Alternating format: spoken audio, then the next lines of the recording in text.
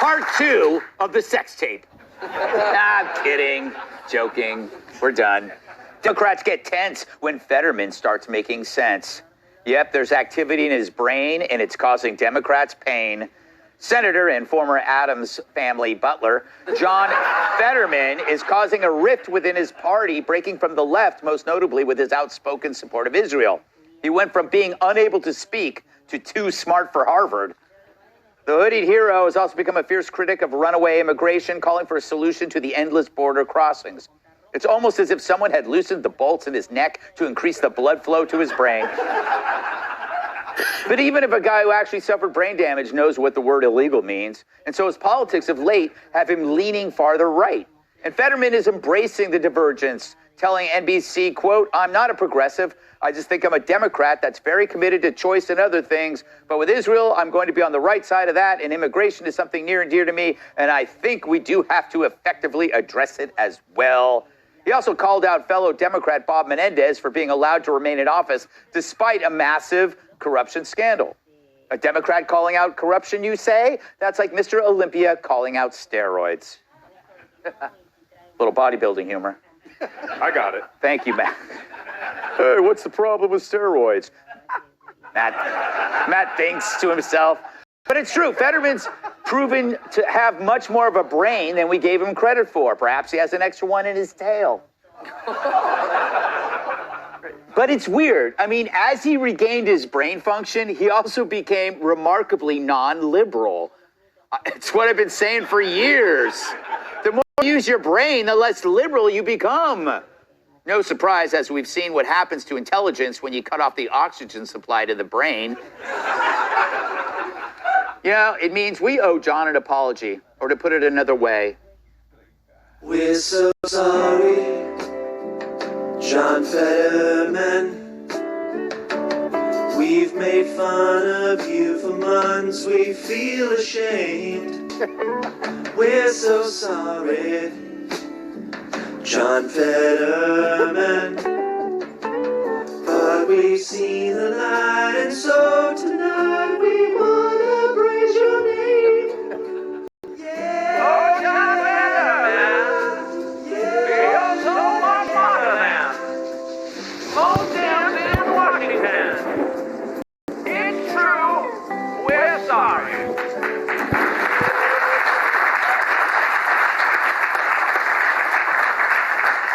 Jeff, could you have predicted that John Fetterman would be the voice of reason, or is the bar just really low with Democrats right now? I am shocked that I'm about to say anything positive about John Fetterman. Yeah. I'm shocked. I can't believe it. He's like that one friend that surprises you. Yeah. Like he's like that stupid, dumb friend, and then you find out that he knows how to play classical piano, and you're like, what?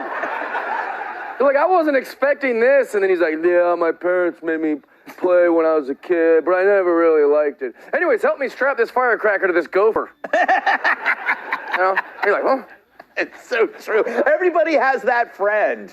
And if you don't, then you're that friend. Matt, he sounds like you when it comes to immigration. Do you think this is going to hurt him? Well, you know, I don't believe people when they say I look anything like him. I don't know where they, I don't know where they see that. Especially if I was to wear a black hoodie, that would look nothing like him. You know, this is actually as he, you know, recovers from his stroke. I think what's happening is he realizes he's representing the people of Pennsylvania, and so he's interacting with actually these working class Americans that don't like woke ideology. They don't like the coastal elites and their policies, and so he's trying to represent them. And probably, like most politicians, save his skin for the next election. But, you know, at the end of the day, it's hard to look past. And even someone that, you know, suffered as severely as he did, it's, you know, he can't look past this chaos at our southern border. These videos that are out today are just outrageous with the people piling up and being allowed in. And so, you know, it makes sense. But again, I think it's a, you know, if he can make calculations, it's a political calculation to actually represent the people he represents. Interesting, Kat. Do you think the stroke might have changed him? The way, like, when Spider-Man was bitten by a spider? That's how it happened, I think. I didn't take Spider-Man history. Well, a red, white, and blue spider. as a neurologist, Why would you ask me that question? I don't know. Anything can happen, especially I just watched you apologize to somebody. I've been doing that a lot. Yeah, I know. It's kind of weird. I think it's always a good thing when somebody can actually break from what others in their party are saying, because that's how stupid ideas take hold, right? It's because people aren't really thinking anymore. Yeah. They're just like, oh, this is what everyone else is saying, and rather than actually think, I'll just go with that because these are the people on my team. But that's how all this stupid stuff keeps happening, because people aren't thinking. So I think it's really, really refreshing. This guy's thinking. Yeah. He's thinking for himself. He's willing to have his own opinion. And I think that's something to be celebrated. I agree completely. And I like being wrong because it means it's surprising and it's fun to like, oh, maybe I was too hard on the guy. In the green room, Charlie, you said, I wish more Democrats would have strokes. I thought that was just, I was shocked. It's true. I was shocked. But, that's that's your opinion. That's exactly what I said, and I'm going to defend it now. No, this is the problem. Oh, by the way, that's so true. There's like a whole breed of people who love to be wrong because they like to be surprised. Yes. It's more interesting. And good people who get into newspapering are people who like to be surprised because they're always curious. And they make good reporters. The problem is when they get like brainwashed and they become stupid, and then they look for confirmation as opposed to, what do I not know here? It's exactly the opposite of conframent bias. Yes, exactly. It's like, dude, I want to be proven wrong. Yeah. You know? Yeah, I love being right.